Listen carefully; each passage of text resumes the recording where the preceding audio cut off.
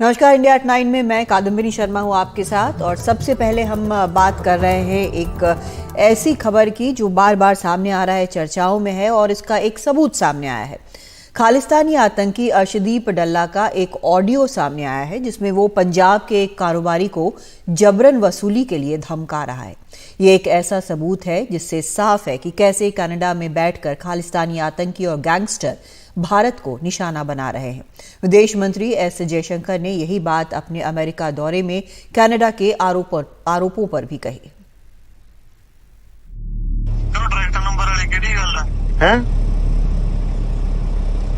ਬੰਦੇ ਦੇ ਘਰੇ ਭਰਾਵਾ 100 ਮੇਰੀ ਗੱਲ ਸੁਣ, ਇੱਕ ਮਿੰਟ ਮੇਰੀ ਗੱਲ ਸੁਣ।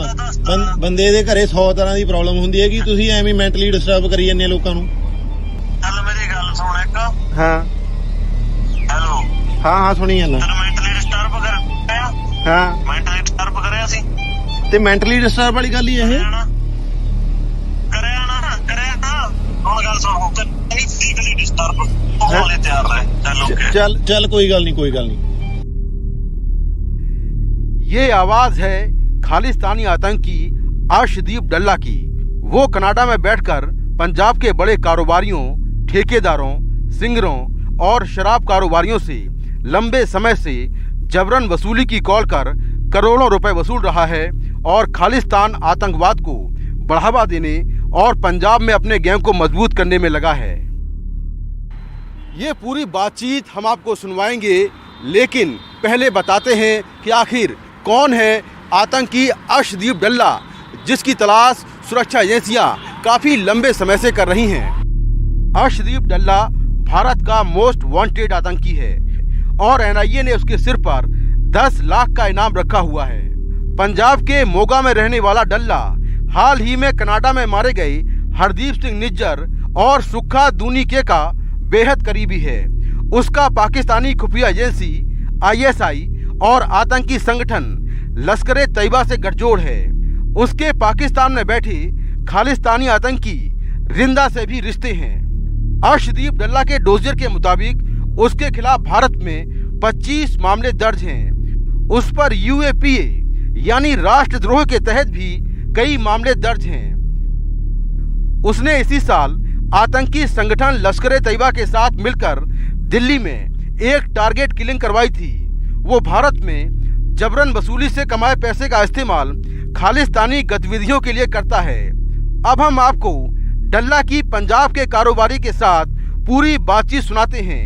करीब 2 मिनट के इस ऑडियो में डल्ला पंजाब के कारोबारी से पैसे की डिमांड कर रहा है और अंजाम भुगतने की धमकी दे रहा है।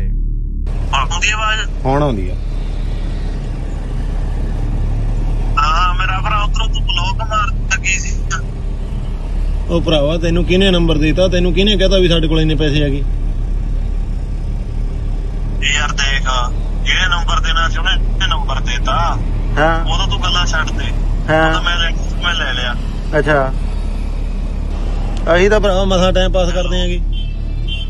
ਸਾਡੇ ਕੋਲ ਕਿਹੜਾ ਕੋਈ 2 ਨੰਬਰ ਦੀ ਕਮਾਈ ਹੈਗੀ? ਪਤਾ ਹੀ ਹੈ ਕਿਹੜਾ ਪਤਾ ਹੀ ਹੈ ਤੂੰ ਕਿਹੜਾ ਟਾਈਮ ਪਾਸ ਕਰਦਾ। ਸਾਰਾ ਕੁਝ ਸੈੱਟ ਆ ਤੇਰਾ।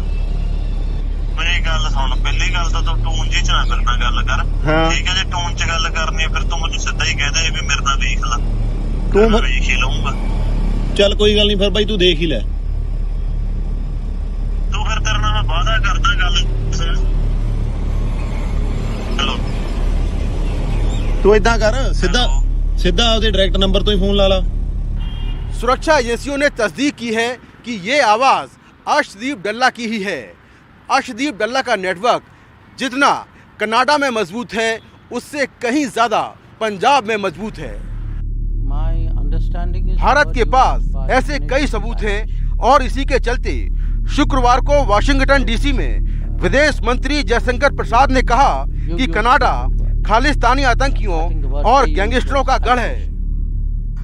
What we consider to be a very permissive Canadian attitude towards terrorists, extremists, people who openly advocate violence. And they have been given operating space in Canada because of the compulsions of Canadian politics. सुरक्षा एजेंसियों के मुताबिक डल्ला पंजाब में लगातार अपने गुर्गों के जरिए वारदातों को अंजाम दिलवा रहा है, जिसमें हाल ही में मोगा में कांग्रेस नेता की हत्या शामिल है। नई दिल्ली से कैमरामैन अरुण नेगी के साथ मुकेश सिंह सेंगर, NDTV इंडिया। उधर स्कॉटलैंड के ग्लासगो के एक गुरुद्वारे में यूके में भारत के हाई कमिश्नर विक्रम डोराईस्वामी और काउंसिल जनरल के साथ धक्का मुक्की करने की कोशिश और उन्हें गुरुद्वारे में नहीं घुसने देने की घटना अब हुई है और हाई कमीशन ने इस पर बयान जारी किया है। पूरी घटना की जानकारी दी है। इस मामले में यूके के फॉरेन और कॉमनवेल्थ ऑफिस और मेट्रोपॉलिटन पुलिस को भी जानकारी दी गई है। बयान के मुताबिक ये घटना 29 सितंबर की है, जब हाई कमिश्नर और काउंसिल जनरल ग्लासगो के एक गुरुद्वारे गए थे। वहां की कमेटी के न्योते पर काउंसिलर मामलों पर चर्चा के लिए गए थे। ऑर्गेनाइज करने वालों में वरिष्ठ और महिलाएं और स्कॉटिश संसद के एक सदस्य थे, लेकिन 3 बाहर के शख्स घुस आए। इन लोगों के साथ गाली गलौज किया गया। मामला और खराब ना हो इसलिए दोनों भारतीय अधिकारी वहां से निकल गए। इन 3 चरमपंथियों में से एक ने जबरदस्ती हाई कमिश्नर की गाड़ी का दरवाजा खोलने की कोशिश की। एक आयोजककर्ता ने इसे रोका। इस शर्मनाक घटना की जानकारी कॉमनवेल्थ ऑफिस और पुलिस को दे दी गई है। कई सिख संस्थाओं और आयोजकों ने इस घटना पर खेद जताया और कार्रवाई की मांग की है।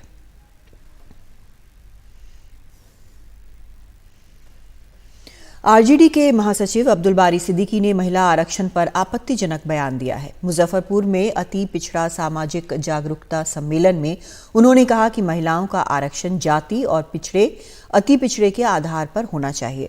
उन्होंने महिलाओं के बाल और लिपस्टिक पर कमेंट किया। आरजेडी नेता ने कहा कि इस महिला आरक्षण का फायदा उठाकर बॉब कट और लिपस्टिक वाली औरतें आगे आ जाएंगी। अब्दुल बारी सिद्दीकी के इस विवादित बयान को लेकर भाजपा ने पलटवार किया है। बीजेपी की विधायक श्रेयसी सिंह ने कहा कि सिद्दीकी कोई नेता नहीं है। ऐसे लोग महिलाओं को आगे बढ़ते हुए देखना नहीं चाहते हैं, इसी वजह से निम्न स्तर की राजनीति करते हैं। उन्होंने कहा कि सिद्दीकी को अपने बयान के लिए माफी मांगनी चाहिए।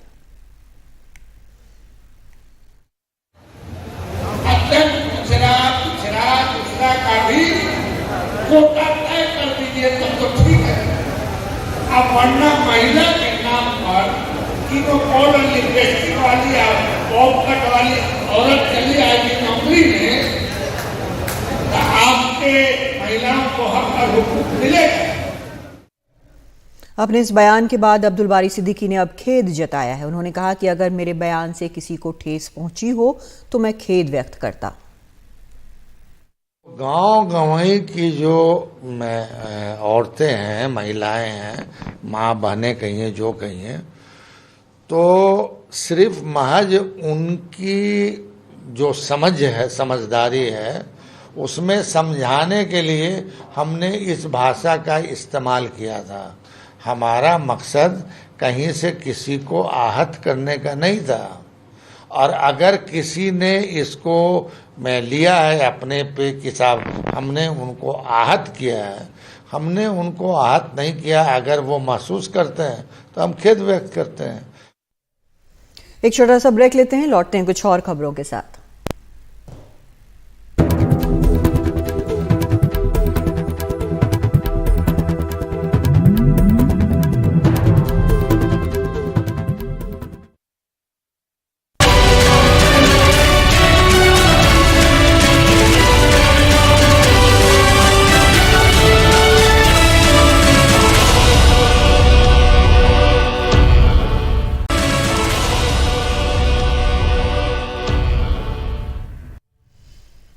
तो इंडिया एट 9 में एक वो खबर जो आमतौर पर दिखती नहीं है, एक अवार्ड की, एक पुरस्कार की खबर है। और हिंदी की जानी मानी लेखिका मधु कांकरिया को दिल्ली में आज प्रतिष्ठित शिलाल शुक्ला इफ्को स्मृति सम्मान प्रदान किया गया। 11 लाख रुपए का ये पुरस्कार उन्हें उनके समग्र कृतित्व के लिए दिया है। मधु कांकरिया के लेखन के केंद्र में हाशिए का जीवन और समझ रहे हैं उनका अंतिम उपन्यास ढलती सांझ का सूरज किसानों की आत्महत्या पर केंद्रित है। इस आयोजन में विश्वनाथ त्रिपाठी और मृदुला गर्ग सहित कई बड़े लेखक शामिल रहे। कार्यक्रम में शिलाल शुक्ल की कहानी एक चोर की कहानी पर आधारित एक नाटक भी प्रस्तुत किया गया।